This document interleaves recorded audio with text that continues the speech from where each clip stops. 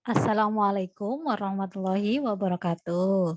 Perkenalkan, saya Afifatul Rohimah, Tuton Universitas Terbuka di mata kuliah Komunikasi Bisnis. Halo, mahasiswa Universitas Terbuka yang saya banggakan. Untuk pertemuan hari ini, izinkan saya berbagi materi tentang komunikasi bisnis. Lebih detailnya, yaitu ruang lingkup dalam komunikasi bisnis.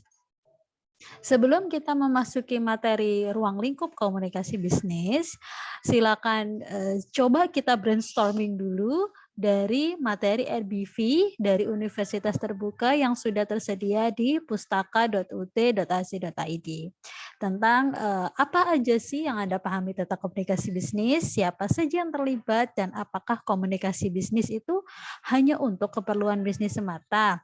Nah, itu adalah brainstorming yang mungkin akan mengantarkan kita lebih jauh membahas tentang ruang lingkup komunikasi bisnis.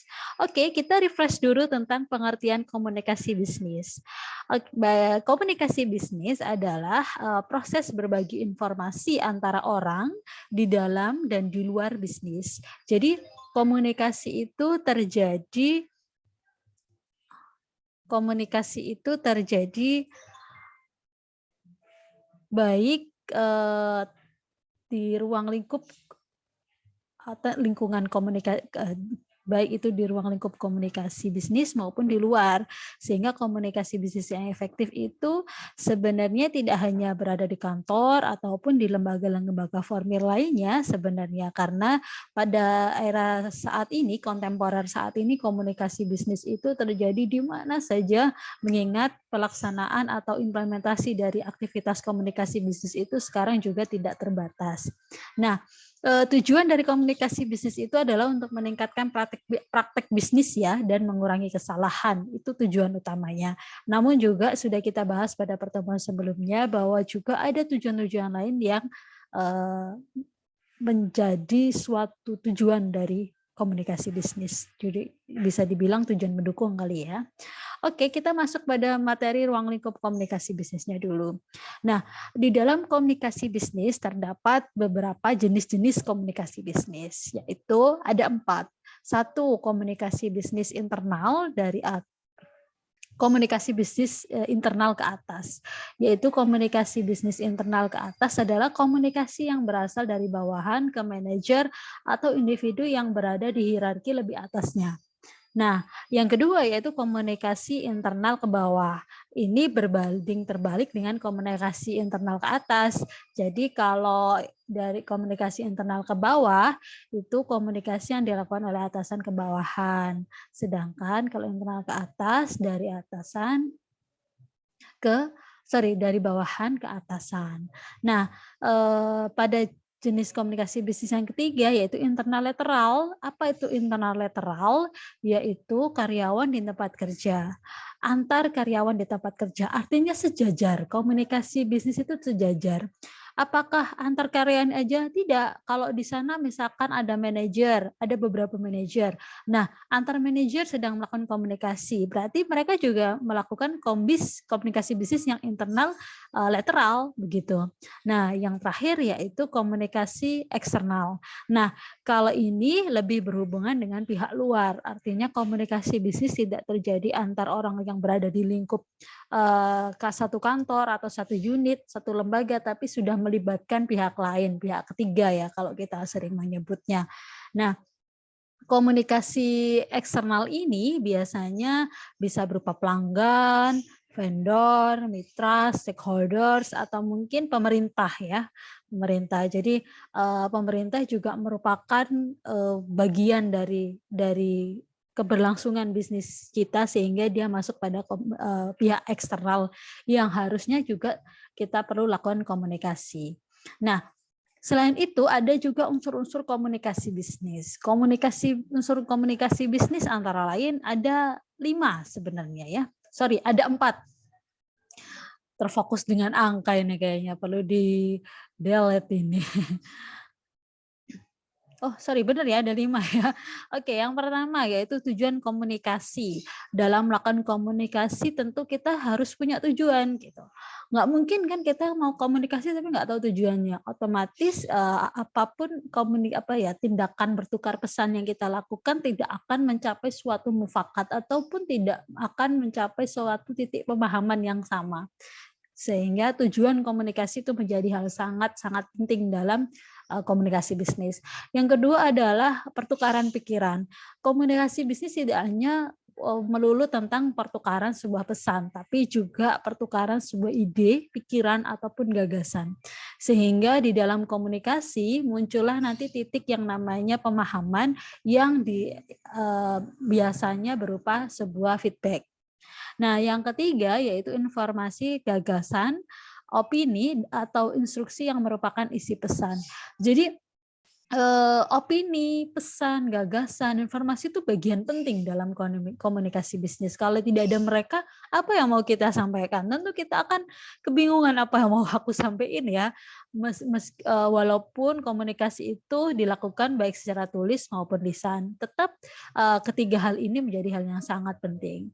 Lalu ada yang namanya sinyal atau simbol. Nah, ini kalau di komunikasi sangat penting ya, sinyal atau simbol. Artinya komunikasi itu tidak hanya melulu pada hal-hal konteks yang secara tulis, lisan, tapi juga bisa juga tulis, lisan itu diwakilkan dengan sebuah simbol atau sebuah gestur tubuh begitu untuk bisa mempermudah penerima pesan atau audiens itu memahami pesan apa yang kita sampaikan.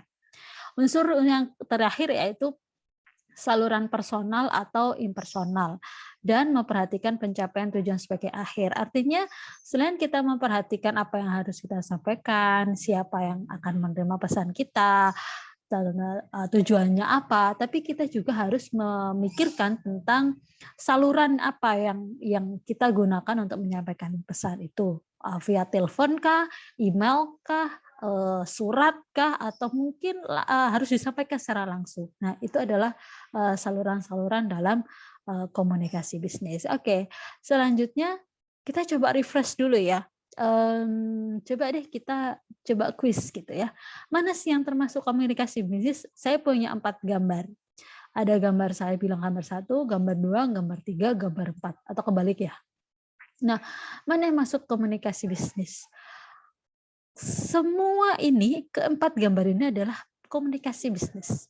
Komunikasi bisnis tidak hanya melulu harus ada komunikator dan komunikan. Misalnya pada kartun ini nggak ada komunikannya. Kalaupun ada kecilnya mungkin aksesoris ya. Tapi apakah ini masuk komunikasi? Masuk, karena ada pesan di dalamnya. Pesan yang dia sampaikan, baik itu hanya sekedar suara musik gitu mungkin ya, tetap pesan, sehingga masih bisa kita kategorikan sebagai komunikasi bisnis. Lalu ada TOS gitu ya, aktivitas cheers. Apakah masuk komunikasi bisnis? Masuk dong. Komunikasi bisnis tidak melulu pada penyampaian sebuah pesan, tapi tadi kan bisa juga melalui simbol. Nah, ini simbol atau sinyal ini. Kita menang ya, hore. Itu adalah simbol. Sehingga masuk dalam komunikasi bisnis. Lalu ada transaksi di sini. Kalau ini sudah jelas ya, antara pelanggan dengan customer service misalnya ataupun kasir. Ini jelas-jelas sekali. Ini juga masuk pada kategori komunikasi bisnis internal ya. Saya nggak tahu ini dia antar manajer atau antar karyawan, tapi yang jelas komunikasi bisnis internal ya. Bisa juga sih eksternal, ada pihak lain, tapi yang jelas dia masuk komunikasi bisnis. Oke, kita ada kuis lagi deh. Dari 2 pilihan berikut mana yang paling menentukan dalam keberhasilan proses komunikasi bisnis? Apakah teknologi ataukah skill? Jawabannya, kedua-duanya merupakan bagian penting yang harus ada dan menentukan keberhasilan dari proses komunikasi bisnis. Jadi selain orang ya komunikator yang punya skill dalam menyampaikan pesan, tapi juga harus memiliki kecakapan dalam memanfaatkan teknologi informasi. Apalagi di era digital saat ini ya, semua komunikasi dilakukan menggunakan teknologi informasi. Oke, ada ruang lingkup komunikasi bisnis selanjutnya, yaitu tentang faktor keberhasilan dalam komunikasi bisnis, atau saya singkat sebagai KOMBIS ya. Ada beberapa faktor keberhasilan antara lain yaitu persepsi. Komunikator itu harus bisa memprediksi lewat berbagai macam persepsi tentang pesan yang disampaikan, sehingga dapat dipahami dan diterima oleh komunikan. Artinya komunikator itu harus memiliki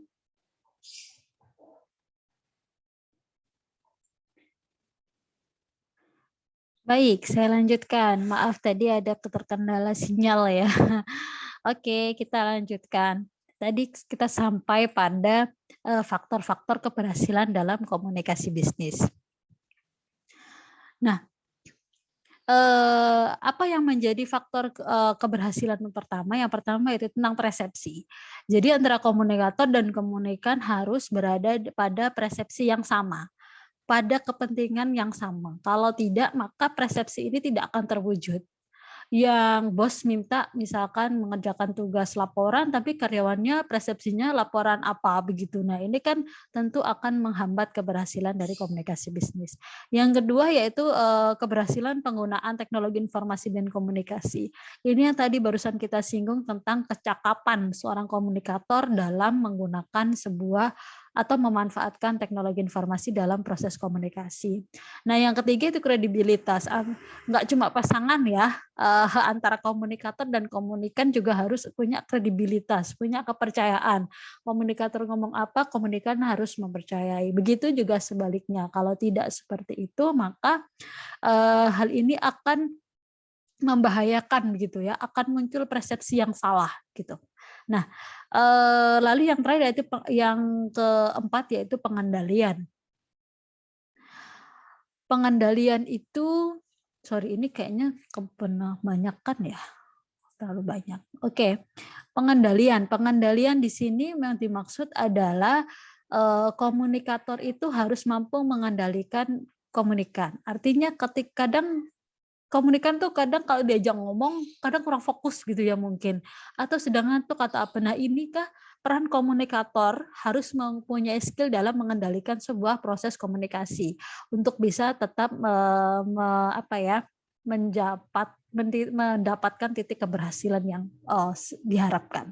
Lalu yang terakhir yaitu tentang kecocokan. Nah, ini nih. Tadi nggak cuma pasangan ya yang harus kredibilitas, tapi antar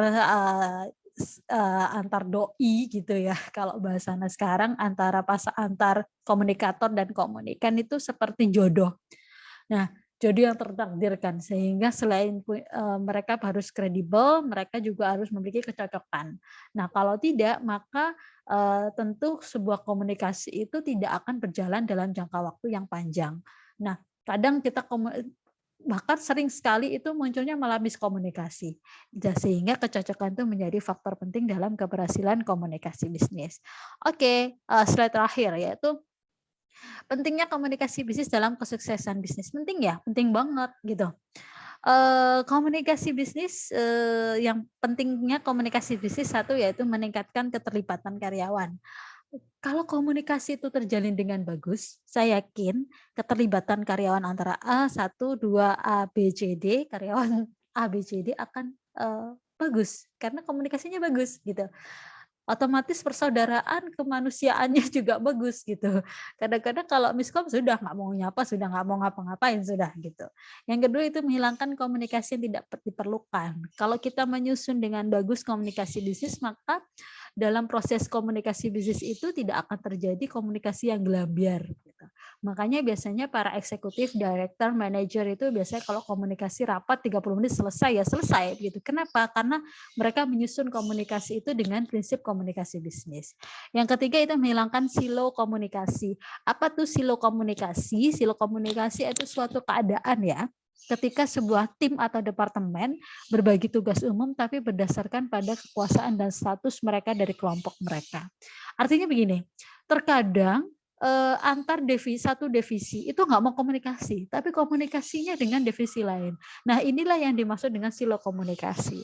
Padahal seharusnya kan antar divisi itu harus saling berkomunikasi dengan bagus gitu.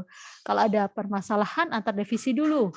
Kalau nggak selesai baru di antar divisi. Kalau ada permasalahan langsung ke antar divisi komunikasinya, maka terjadi silo komunikasi. Nah, ini yang harus dihindari. Yang keempat yaitu meningkatkan produktivitas karyawan. Tentu kalau akur ya komunikasinya bagus gitu, bos ke bawahan ataupun antar bawahan itu bagus, maka saya yakin produktivitas karyawan juga semakin bagus. Bahkan bisa saling memotivasi ya. Meningkatkan komunikasi antar departemen. Nah, ini tadi ya, ada sebuah, apa ya, rentetan gitu ya. Kalau antar, personalnya enak, tentu departemen juga enak gitu. Lalu ada komunikasi, work from home.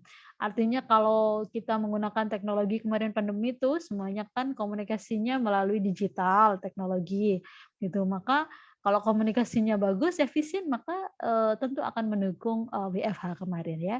Mengurangi turnover karyawan. Ya ini turnover nih rawan sekali untuk di era sekarang.